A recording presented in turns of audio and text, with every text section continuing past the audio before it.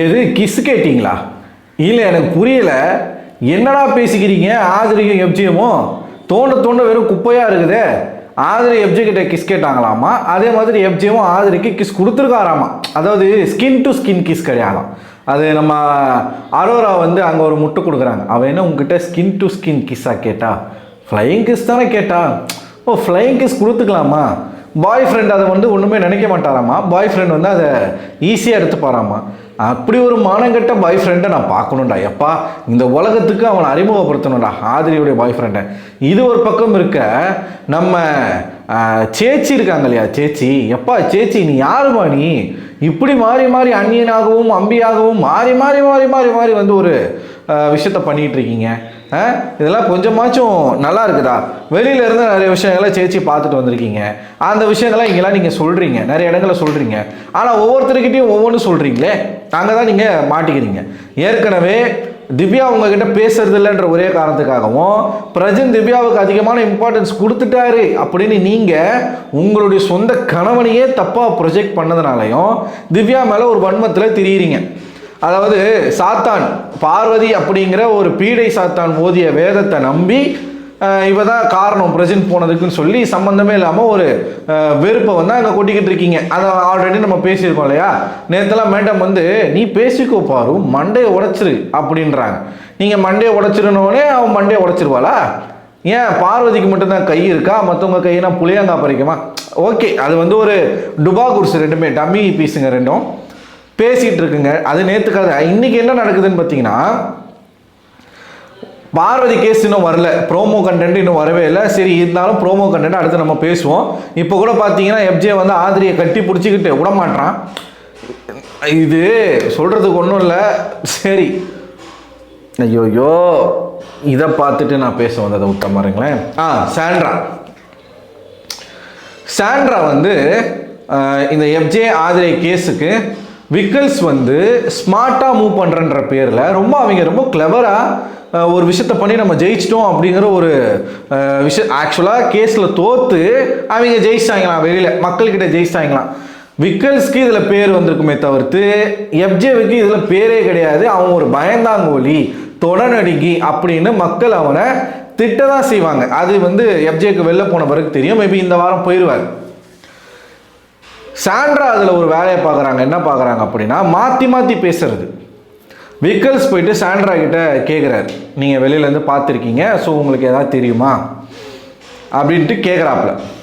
அப்போ சாண்ட்ரா என்ன சொல்கிறாங்கன்னா, நீங்கள் என்ன சாட்சியாக கூப்பிட்டீங்க அப்படின்னா, ஏண்டா நீங்கள் எல்லாத்தையும் ஒத்துக்கிட்டு மன்னிப்பு கேட்குறதுக்கு எதுக்குடா சாட்சியங்களை ரெடி பண்ணீங்க? சாண்ட்ரா கிட்ட போய் கேட்குறீங்க, கனிக்கிட்ட போய் கேட்குறீங்க, ஒவ்வொருத்தர்கிட்டயா போய் கேட்குறீங்க, எதுக்கு அதை பண்ணீங்க? சாண்ட்ரா சொல்கிறாங்க, நான் நிறைய விஷயங்கள் நான் பார்த்துருக்கேன். அதில் நான் ஒரு விஷயம் நான் ஒன்று பார்த்தேன். எனக்கு வந்து வெளியில் பாய் ஃப்ரெண்ட் இருக்கான். இவன் எப்ஜே அந்த பேசிகிட்டு இருப்பாங்க இல்லையா, அந்த கான்வர்சேஷனை சொல்கிறாங்க. எனக்கு வெளியில் வந்து பாய் ஃப்ரெண்ட் இருக்கான், நம்ம நெருங்கி பழகிறத பார்த்தா பாய் ஃப்ரெண்ட் தான் நினைப்பான் அப்படின்னு எப்ஜே கேட்கும்போது, அது ஒன்றும் பிரச்சனை இல்லை எனக்கு அப்படின்னு இது சொல்லிச்சு அப்படின்னு சொல்கிறாங்க சாண்ட்ரா. எஸ், அது ஆதிரை சொன்னாங்க, நம்ம எல்லாருமே பார்த்தோம், அதை எல்லாருமே அக்செப்ட் பண்ணிப்பாங்க, யாரும் அதை மறுக்கிறதுக்கு இல்லை. நானுமே என்ன சொல்கிறேன்னா, ரெண்டு பேருமே கேவலமான ஆட்கள் தான். ஆதிரி அதனால தான் வெளில போனாங்க. ஆனால் ஆதிரிக்கு மட்டுமே அது ஒரு பனிஷ்மெண்ட்டாக கிடைச்சிருக்கு. ரெண்டு பேருக்குமே அதுக்கான தண்டனை கிடைக்கணுங்கிறது தான் நம்ம பேசுறது. ஸோ சாண்ட்ரா இங்கே வந்து எப்ஜேவுக்கு ஆதரவாக நான் வந்து பேசுகிறேன், நான் இந்த பாயிண்ட்டை நீங்கள் சாட்சியாக கூப்பிட்டீங்கன்னா நான் வந்து சொல்கிறேன் அப்படின்னு விக்கல்ஸ் கிட்ட பதிவு பண்ணுறாங்க. பதிவு பண்ணிவிட்டு இந்த சைடு அந்த கேஸ் முடிஞ்சு ஜெயிச்சுட்டு அவங்க வந்த பிறகு இங்கே வந்து அதே சாண்ட்ரா என்ன சொல்கிறாங்கன்னா, நீங்கள் இந்த மாதிரி பண்ணியிருக்கக்கூடாது, நீங்கள் கேஸை நடத்தியிருக்கணும், நீ எதுக்கு வந்து சாரி கேட்ட, நீ இன்னும் ப்ரொசீட் பண்ணியிருக்கணும், டாஸ்க்கு பண்ணியிருக்கணும், டாஸ்க் விளையாடி இருக்கணும் அப்படின்னு சொல்கிறாங்க. கரெக்டான கேள்வி, அதை வந்து நம்ம ஒத்துக்கணும். டாஸ்க் விளையாடி இருக்கணும், இதை நீங்கள் சாரி கேட்டு முடிச்சிருக்கக்கூடாது. ஆரம்பத்திலேருந்து நீங்கள் டிஃபெண்ட் பண்ணி பேசிட்டு கடைசியில் நான் சாரி அப்படின்னோடனே அந்த கேஸை முடித்த அமித் அவர்கள் வந்து இங்கே சொதப்பிட்டார். இன்னொரு ஜட்ஜாக இருந்த சுபிக்ஷாவும் வெத்து வேட்டுன்றதை நிரூபிச்சிட்டாங்க. சுபிக்ஷாவை ஜட்ஜாக போட்டு யூஸ் இல்லை, ஏன்னா அவங்க பேச மாட்டாங்க அப்படிங்கிறது தெரிஞ்சு போச்சு. ஓகேவா? அங்கே வந்து நான் சாட்சி சொல்கிறேன்னு சொல்லிட்டு வந்த சாண்ட்ரா இங்கே பின்னாடி வந்து எப்ஜேவை பற்றி கழுவுறாங்க பார்வதி கிட்ட. எஃப்ஜே வந்து சொல்லியிருக்கான், இந்த மாதிரிலாம் வந்து கேர்ள் ஃப்ரெண்ட் இருக்குது, அந்த மாதிரியான விஷயங்கள்லாம் வந்து பேசியிருக்கான். எஃப்ஜேவுக்கும் கேர்ள் ஃப்ரெண்ட் இருக்குது, எஃப்ஜேவுக்கும் கேர்ள் ஃப்ரெண்ட் இருக்குது, வியானாவுக்கும் பாய் ஃப்ரெண்ட் இருக்கான், இதெல்லாம் வந்து அவன் பேசியிருக்கான்.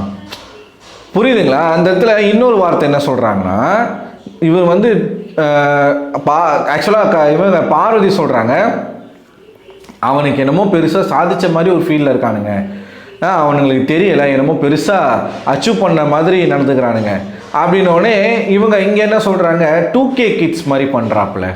இந்த 2K கிட்ஸ்லாம் அப்படி தான், எல்லாமே பண்ணிடுவானுங்க, ஆனால் லவ் பண்ண மாட்டேன்னு சொல்லுவானுங்க.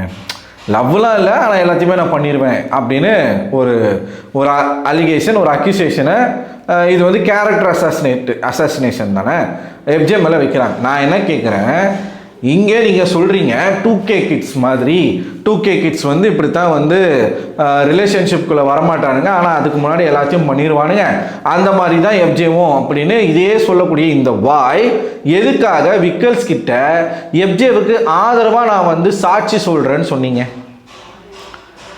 இங்கே பாதிக்கப்பட்டிருக்கிறது ஒரு பொண்ணுன்றது தானே நீங்கள் சொல்ல வரீங்க. இவனுங்க எல்லாமே பண்ணிடுவானுங்க, கடைசியில் இப்படி கம்பி நீட்டிடுவானுங்க சொல்கிறீங்கல்ல. சொல்கிற நீங்கள் எதுக்காக எஃப்ஜேவுக்கு ஆதரவாக நான் சாட்சி சொல்கிறேன்னு விக்கல்ஸ் கிட்ட சொன்னீங்க? எது உண்மை? இதில் எது உண்மை? ஆளுக்கு ஏற்ற மாதிரி மாற்றி மாற்றி பேசுவீங்களா சேச்சி?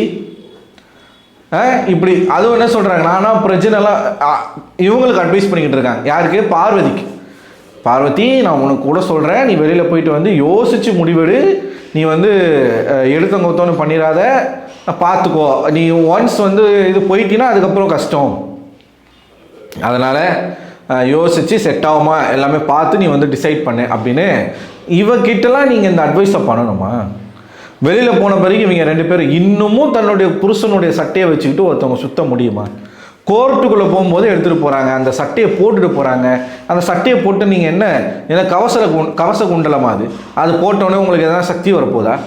ஒன்றுமே நீங்கள் பண்ணலையே அந்த வீட்டில்.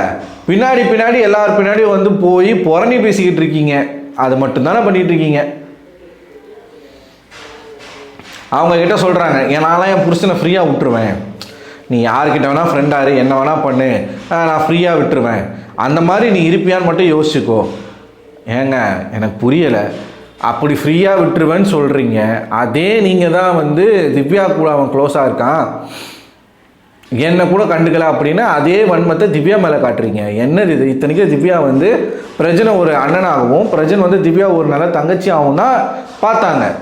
அப்போ நீங்கள் வந்து உங்கள் கணவருக்கு நீங்கள் மாமா வேலை பார்க்குறீங்களா மிஸ்ஸஸ் சாண்ட்ரா பிரஜன் அவர்களே? புரியுதுல்ல. இப்போ தான் பார்வதி கேஸ் வருது லைவுக்கு, நம்ம அது வந்து அப்புறமா பேசுவோம். ஸோ ஒன்று திவ்யா மேலே வன்மத்தை காட்ட வேண்டியது, இன்னொன்று அந்த வீட்டுக்குள்ளே இருக்கக்கூடிய கண்டஸ்டன்ஸ் கிட்ட பழகணுன்ற பேரில் எஃப்ஜேக்கு ஆதரவாக பேசுகிறேன்னு சொல்கிறது. எஃப்ஜேவுக்கு பின்னாடி போய் அவன் வந்து ஒரு 2K கிட்டு, மொத்தம் 2K கிட்டையும் ஒரு பிராண்ட் பண்ணுறாங்க மேடம், எல்லா 2K கிட்ட இந்த மாதிரி தான் பண்ணுவானுங்க, எல்லாமே வந்து பண்ண வேண்டியதெல்லாம் பண்ணிடுவானுங்க, ஆனால் ரிலேஷன்ஷிப்பில் வரமாட்டானுங்க அப்படின்னு வந்து சொல்கிறது.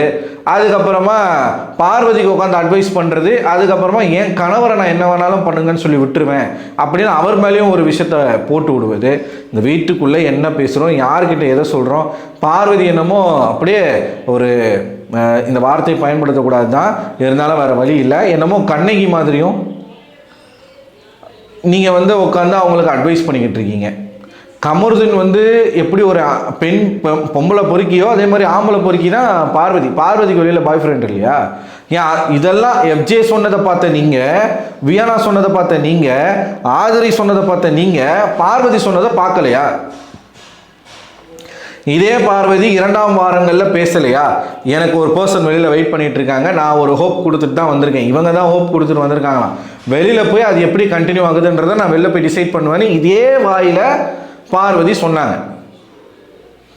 காலையில் அந்த மைக் மேட்டரில் பார்வதிக்கு எதிர்ப்பாக தான் சாண்ட்ரா அவர்களுக்கு பேசினாங்க. ஆனால் அந்த ஃபோர்ஸ் வந்து கம்மியாக இருக்குது. நான் என்ன கேட்குறேன், நீங்கள் எல்லாத்தையும் பார்த்துட்டு தான் வந்திருக்கீங்க, பார்த்துட்டு வந்துட்டு எப்படி பார்வதி கூட உங்களால் சகஜமாக பேச முடியுது? வந்தோடனே டர்ரு புருன்னு பேப்பர்லாம் கிழிச்சு போட்டீங்க, கமருதீன் பேப்பரையும் பார்வதி பேப்பரையும். இன்றைக்கி அந்த பார்வதி கூட தான் நீங்கள் அப்படியே ரொம்ப இப்படி வந்து இந்த 2 பாம்பு பணையும் பாருங்கள், அந்த மாதிரி பணைஞ்சு சுற்றிக்கிட்டு இருக்கீங்க. ஒரு கிளாரிட்டி இல்லை, கொஞ்சம் கூட வந்து ஸ்டடினஸ் இல்லை. ஒரு விஷயத்த பண்ணணும்னா இப்போ நான் வந்து திவ்யாவுக்கு சில இடங்களில் நான் ஆதரவு கொடுக்குறேன் அப்படின்னா ஒரு ஸ்டாண்ட் எடுத்து அந்த ஸ்டாண்டில் கரெக்டாக நிற்கிறாங்க அவங்க. உங்ககிட்ட அந்த நடுநிலைமே இல்லையே.